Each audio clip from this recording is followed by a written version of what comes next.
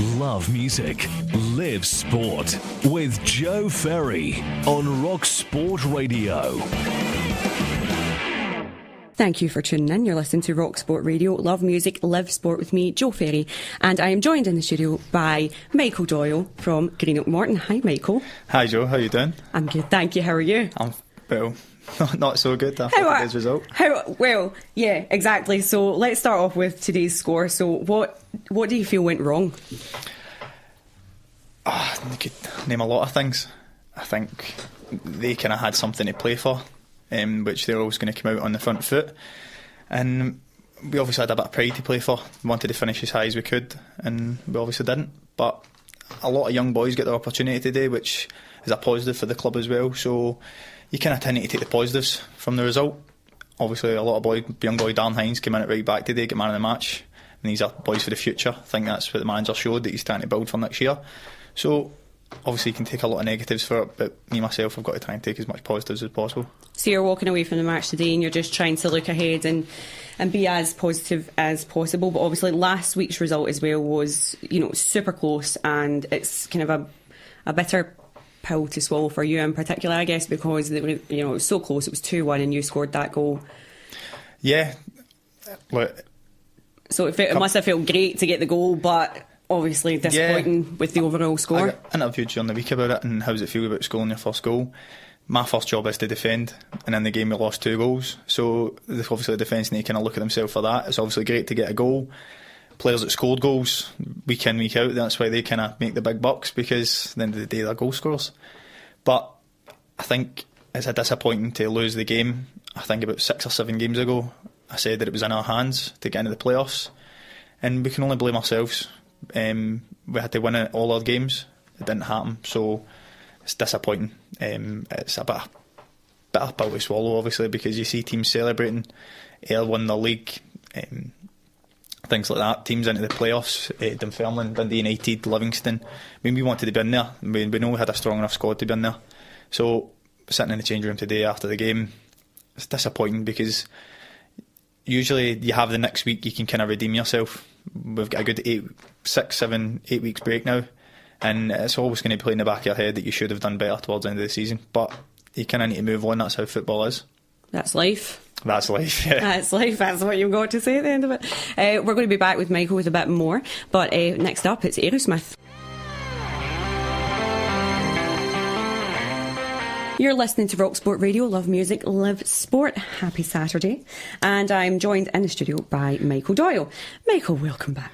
Thank you. So, Michael, you were talking about your recent kind of, obviously, the result today, the result last week, and talking about the fact that some of the guys got their kind of chance today. So, who, in your opinion, in Scottish football just now, who amongst the guys that you play with, play against, who is the most underrated player, in your opinion? I think there's a lot of underrated players in Scottish football. I think especially teams down south looking up here, I think they underrate how good a lot of young Scottish players are. You've got young Scott McKenna at Aberdeen, coming in, going into the Scotland squad. So you've obviously got John McGinn at Hibs. I don't think you could obviously call them underrated, because they're getting their chance at international level. But I think people underestimate how good the level actually is up here. I know they say it's a bit of long ball stuff, but a lot of good football's played up here. Obviously, I think Celtic are a bit better than everybody else, obviously, as you know. Massive club compared to everybody else. Obviously, Rangers as well, big club. But I think, as I say, there's a lot of underrated players up here, and I think there's a lot of older underrated players as well who just do their job week in, week out. Played with Stephen Anderson at St Johnstone, who was never in the limelight, but as a centre-half, Joe Shaughnessy as well, they do their job and they do it very well. They might not hit the headlines all the time, putting the ball in the back of the net, but they do their job. There's a lot of players at Morton as well, young players, do their job week in, week out, and just go under the radar. So there's obviously, in football, there's a lot of overrated players as well, but I think we get a bad write up here, but I think a lot of players up here could go down south and do very well at the highest level. You've got young players at Morton, young players at St Mirren, Dundee United, stuff like that, who I think could take the step up to the SPL, and I think they could do it quite comfortably. Absolutely, I totally agree. We're going to be right back with Michael after this. Natalie Imbruglia there with Torn. You're listening to RockSport Radio, Love Music, Love Sport with me, Jo Ferry, and we're back with Michael Doyle. So Michael, what drives you to get up and train every day? At the end of the day, I'm a football player. I do what I love. I think anybody that's in the job they love, they'll get up in the morning and they'll do it. And every young kid growing up wants to be a football player. Not every kid, but most kids, especially in Scotland, where it's kind of a national sport, everybody wants to be a football player. I always used to be out with my friends playing football. The fact that I get to do it and I get paid for it, it's just, you kind of live a dream. Doesn't matter what level you're doing it at. Doing what you love, whether it be a singer and working in the fire service, working in any kind of service, and if you love your job, then you get up and you'll enjoy doing it. I mean, I played part-time for a couple of years at Alloa, so my goal was always to get back full-time because I wanted to be the best I can be, and I think at full time you can do that because you can stay out and you can practice all day, where at part time it can be hard. You're working during the day and you turn up at training, you're quite tired, but obviously you need to push through it, and I think that's why a lot of part-time teams need to get a lot of credit for that.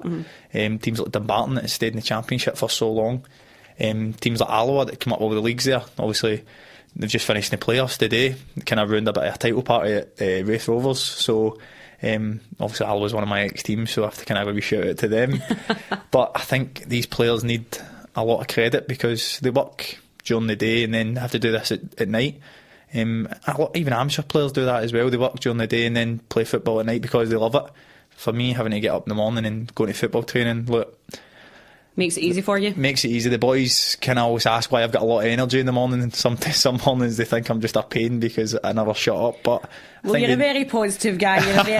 You're actually a very popular guy because we've had a number of tweets sent in. Thank you everybody who's sent questions in for us. There really is too many to get through, to be honest. But we've had one from Paul Conley who has asked, will he maintain his fitness levels in the off season? That's a big question.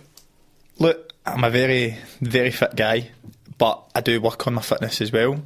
I'm up most mornings in the gym before I even go to training, so I think it's a mindset as well. I think if you're a fit person and you like going to the gym and you enjoy training, and working on your weaknesses as well. Obviously, if you ask a lot of fans if I have weaknesses, then I definitely have, but look, I work on these weaknesses. Sometimes they come off, sometimes they don't. But I think during the off season as well, you need to have a wee bit of time off just to let your legs rest. If you think about it, I mean, you've played over 40 games, cup competitions, leagues. I don't like to not do anything. I don't like sitting still. I like to be up, moving about. I'll go for runs. I've noticed that even in the studio tonight, trying to get you to sit still in one chair. That's been a challenge. I do like to train. I like keeping in shape. I like to eat right. So I'll do stuff like that, but my problem is maybe trying to sit still and kind of trying to enjoy your summer, which I think players need to do as well because they need to get their batteries recharged for the next season. Absolutely, and I mean, you obviously you are very positive, and you're kind of turning a lot of you're kind of focusing on the positive of a lot of things that have happened over the season, and you are able to kind of make a joke about yourself, and that leads me to the next tweet that I'm going to read out. Ryan Bordland said, can you ask him to play as good as he tweets, please? I don't think so. I think if I'd done that, I'd be maybe up Ronaldo's level. I think a lot of my Twitter followers I got this year because of some of the tweets I put up, and to be honest, I started it off just a bit of laugh between the boys at Morton, and ended up growing a bit that a lot of the fans wanted a tweet after every game, and I enjoyed doing the tweet because things just came to mind, and a lot of the boys in my team, boy Michael Tidser, come up to me, who I've played Celtic under 15s and stuff like Michael, so he's known me for years, and he says I'm a different kind of breed. And people have been asking him, like, surely the boy Michael Doyle's not right. He's not right, is he? And he says, look, he's one of the greatest people you've ever got to meet. You've got to just take him the way he is. So I put a lot of thought into him. I think it's quite funny. I kind of stopped it the last couple of weeks because I thought we weren't playing so well. And as I say, I try to be positive, and I thought you've got to maybe try and be a wee bit professional as well. You can't always have a wee fun and game after, because it hurts to get beat. I'm a winner. I hate to lose. First couple of games we lost, I put up a couple of good tweets to kind of get the spirits going on Twitter and stuff like that. But when we started to hit a wee dip in form, I think I try to be a wee bit more professional about it. And well, you do take everything very seriously, and I think as well because you want to make sure. Yeah, you've obviously got a great deal of respect for your fans, and you like that they obviously stay in touch with you and follow you on Twitter, and you like kind of giving that wee tweet back to them that they're going to enjoy. But like you say, you need to obviously focus on the task at hand, and that is kind of, you know, you're playing for the fans as well as the team. You know, Yeah, I think obviously social media is a great thing. A lot of people think it's a bad thing. I actually think it's a good thing because you get to talk to fans and stuff like that, and think fans. I've had a lot of fans message me and stuff like maybe ask for something to get signed or something for a charity night, and I don't remember you ever had that when I was younger anyway. And I mean, I couldn't tweet a Celtic player or could tweet a Rangers player and ask for stuff, or even a local team you couldn't tweet or talk to players on Instagram or stuff like that. But nowadays you can, and you can ask for things. And look, I think most people notice that players are open. They will talk to you on it, and they'll retweet stuff, and they'll have a laugh as well. And I think a lot of football players don't take things a lot seriously, so I don't think fans should be scared to ask them things. And obviously there's the minority that obviously spoil it and stuff like that. Look, but you see players like Lee Griffiths, he has a bit of laugh with fans, even winding players up. But I think fans take it a bit seriously sometimes, and they need to take things with just a wee pinch of salt, and notice that if they give a wee bit out, then you need to get a wee bit back as well. Don't take it to heart too much, because at the end of the day, it's just a football player. At the end of the day, look, we're football players. We're all human. Yeah, we're only human, and you need to have a laugh as well. So I think Twitter, that's a great thing, and that's where I started putting up posts. It was more started off for the having a laugh for the players, but then the fans got involved and stuff like that, and they always wanted to retweet. So I'd done it for them as well, because it was good, and it got them involved and stuff like that. And even, as I say, I made fun of myself in most of the tweets as well, because sometimes you don't play well and you don't play well but your team wins, so you need to kind of acknowledge that you never had a good game, but at the end of the day you win the game, so that's always good. And you always come back fighting. And for anybody who wants to follow Michael on Twitter, it's at JM Doyley, and you really need to go and look at some of the things he's put on, because it's quite spectacular, I'm not going to lie. We're going to go to a song, and then we'll be back with Michael after this. The Black Keys there with Fever. You're listening to RockSport Radio, love music, live sport with me, Jo Ferry, and we're back with Michael Doyle.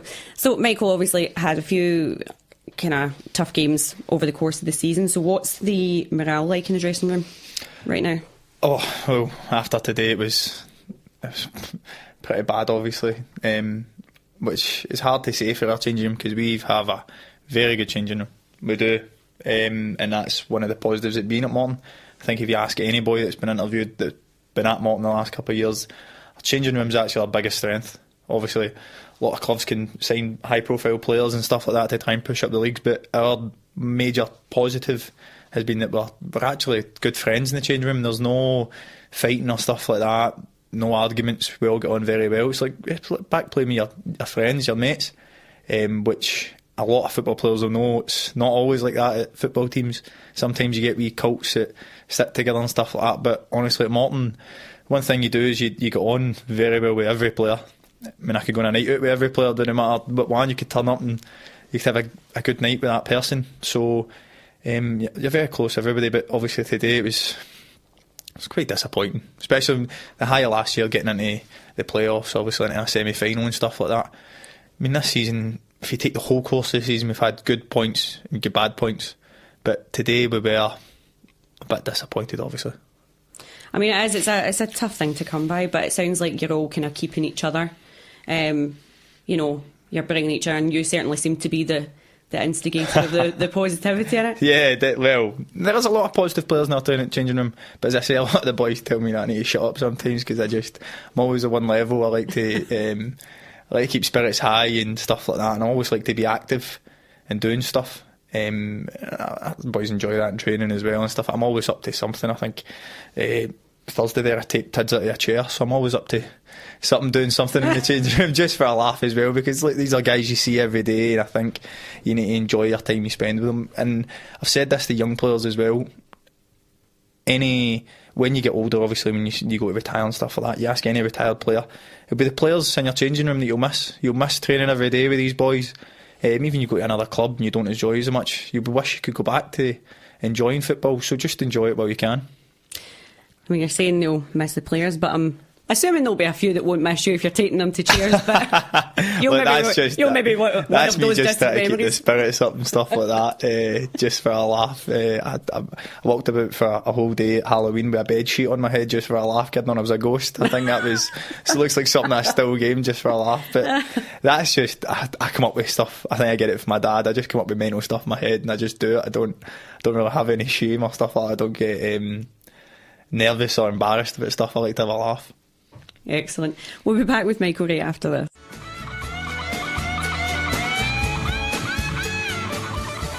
I absolutely love that song. Santana, The Game of Love.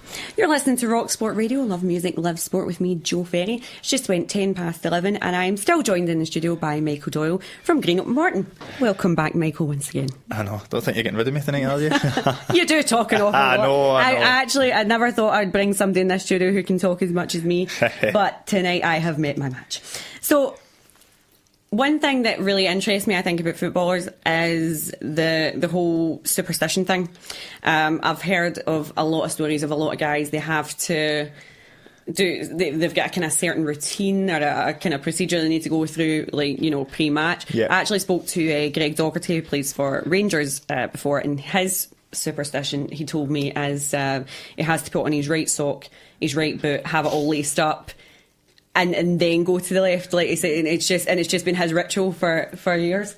So have you got anything like that? I think to be honest, I think that's a kind of mindset thing. I think that's a confidence thing. A lot of football players need confidence before they go into games. I think people forget that if you're confident before you go into the park, a lot of these things can add up, and it makes you have a good game. So I think that is a mindset thing that he does, obviously. I do a thing where I tape my left wrist. I don't know why, I've always done it since I was a wee boy. I think maybe because Ronaldo done it when he was at Manchester United. I started doing it, just a wee bit of an idolising thing. But no, I don't have if I miss something, I'm not going to have to run off the park and do it again or something like that. But I think it is a mindset that players need, and a wee confidence booster that just get themselves into the right space of mind to play football. I think fans not forget that it is a confidence thing. If you are a confident person, you maybe not need that, but some people do need a wee confidence boost. Well, I'm glad you mentioned that bandage, because we've actually had Margaret Bryce, who's tweeted us in and said, why do you always wear a bandage on your left hand during a game? So it turns out you're actually just copying Ronaldo. Also, I've got a sports watch, so I train with my sports watch on, and I do the warm up with my sports watch on, and I live my life with kind of watching my wrist. So I think it's one of the things when you train every day with something on your wrist. I got a tattoo on my wrist to kind of maybe trick my mind into thinking there was something on my wrist, but that's just me being me. So look, it's something I've done since I was young, and I always done it. If I miss to do it, I'm not going to run off the park and do it again. I think it's one of the things. So if you're ever having a bad game, you don't need your lovely lady friend Jane Conley at the side of the side waving an armband at you or anything. Take it to come and put it on. No, but sometimes when I'm having an absolute shocker, I rip it off just because it's annoying me. Things like that. I always like to warm up and get very warm before games. So even on a hot day, I'll wear maybe like a jumper or something like that. When boys have t-shirts and stuff like that on, I'll wear a jumper because I think it's especially on my legs as well. I like to wear trousers in the warm up just to get my legs nice and warm. Obviously, I think that's just to get the heat into the legs. And I mean, you see sprinters do the thing. I think people forget that some sports are similar where you need to warm up. Sprinters always warm up with trousers and stuff like that and they get their legs moving. And at Morton, we don't actually have a sports scientist in. The boys kind of take care of themselves, so we kind of pass knowledge on to each other. So it's just warming up and stuff like that. Excellent. Well, this song will suit you next. It's Van Morrison. It's Bright Side of the Road for the very cheery Michael Doyle.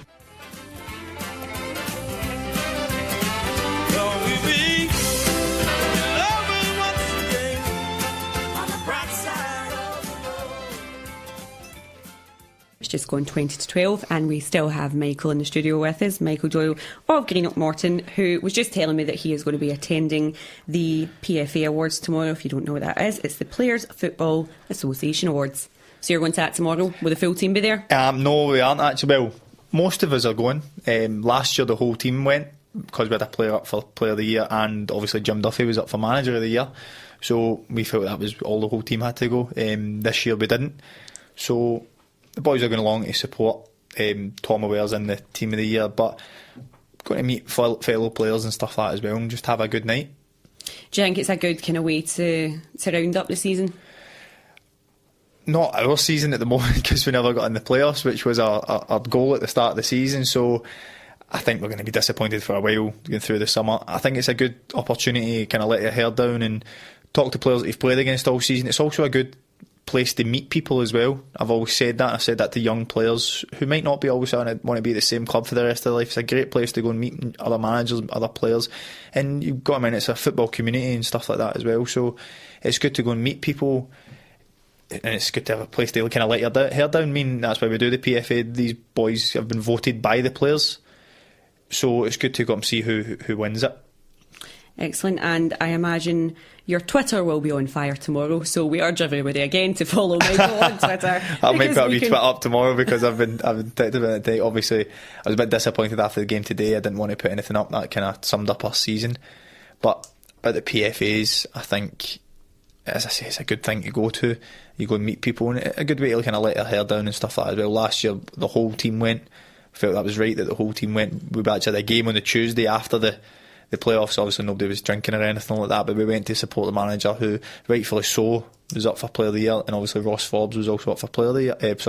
Manager was up for Manager of the Year, Ross Forbes was up for Player of the Year, and he was a big kind of pinnacle for us last year. So nobody's up for it this year. The boys that are up for it, rightfully so, they should be.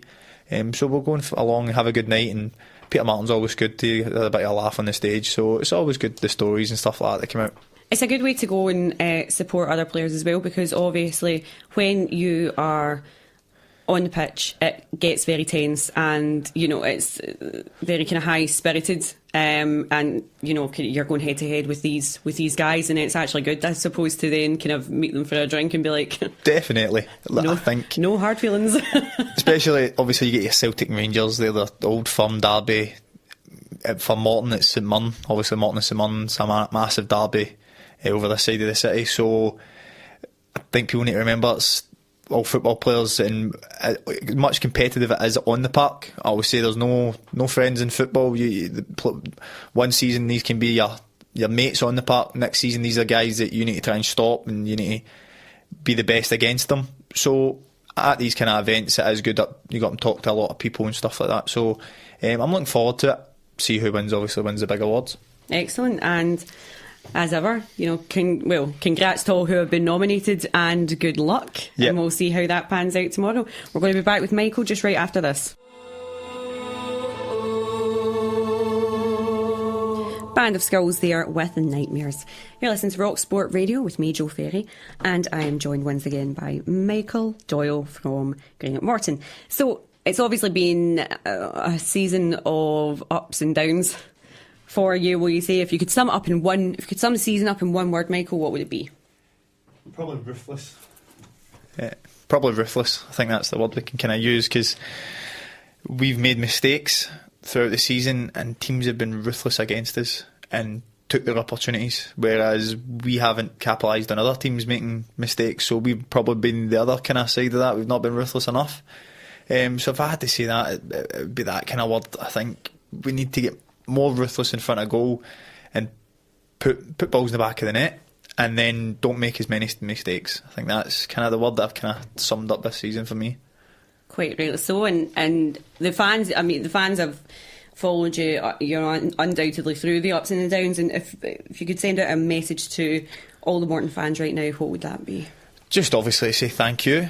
At the end of the day, the fans are the club, especially at Morton as well. Not the biggest club in the world, but they've got a good fan base, and I must admit, last week when we played against St Mirren, obviously it was party day for St Mirren. The whole place was sold out, St Mirren side, and it was a lot of Morton fans turned up.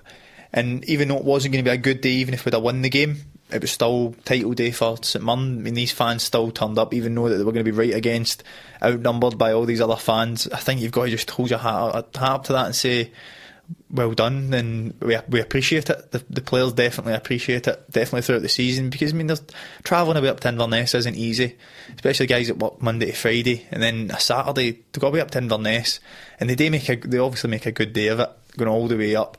But again, you can lose the game and a fan's going to have to travel all the way home. It's disappointing for a player. But if you look at a fan side, they've spent all this money to go way up. Their team gets beat. It's not a good travel home for them either. So I can only say thank you for supporting your team the whole season. As I say, clubs like Morton, the fans I'm a player, but I'll be 5-6 years probably retired. Hopefully I want to play longer than that. But the club will always still be there for them. It's their club. They'll be Morton fans for the rest of their life, and players will come and go, but the fans will always be the same. Oh, that was very well summed up there. Thank That you. was lovely. And I've been practising that there. Very poetic, very poetic. But you've actually mentioned as well that in the dressing room you are you're the resident DJ. Yes. And you allow 2 songs per person. Well, it was a diplomatic thing because people would take different turns, and you had people from like Jai Katongo would have kind of rapper music, and you'd have the gaffer was wanting old school, and we'd all debate about it. So I thought the best thing to do was to stick 2 songs. Every person picked 2 songs into a hat, and it gets played no matter what. You can't skip the song, and it made it a fun kind of thing. So one thing would be very upbeat, and then the next song would be not so upbeat, but you had to play it because it was fun, and it gave everybody a chance to pick music. So it kind of lasted most of the season, and it was a good laugh, can I say? But I mean, I've got to say, I think my colleagues at RockSport Radio would be very proud of your particular choices, because I think the last 2 you told me were AC/DC and who else was it? The Police. Well, actually, I wanted a bit of Temptations in there, but I put AC/DC in, and that did not go down well. But I like it, I loved it, and it was good. As I say, once you picked the song, that's it in. It was stuck. I mean, we had people playing R. Kelly and I Believe I Can Fly and The World's Greatest and stuff like that. So as I say, you have to listen to it. But Bob McHugh picked a great song, and I'm going to tell you it when you ask, but I loved it, and I couldn't stop listening to it. And it was every time it played on the music, I would always be up kind of getting ready for it. Well, that brings me to my next question. What song would be your song of choice to get you hyped up and get you focused and get you ready for a match? Well, I think this was a great choice. It's Mumford & Sons, I Will Wait. I love that one. Excellent. And that's the song we've got lined up now. So, Michael, thank you very much for joining us. I hope you'll come back again. Yeah, thanks for inviting me on, obviously. Excellent. That's been Michael Doyle here from Greenock Morton on RockSport Radio.